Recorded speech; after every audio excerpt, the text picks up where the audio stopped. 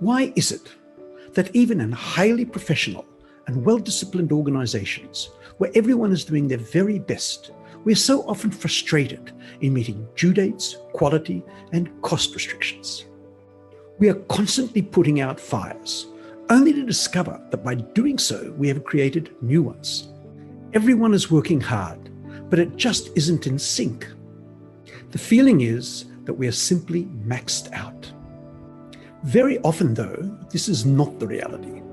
We have the capacity, it is simply being wasted. Constraint Innovation provides a fresh approach by achieving so much more with what we have.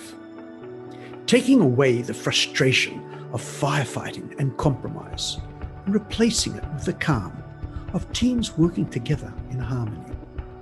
Please join me to find out how.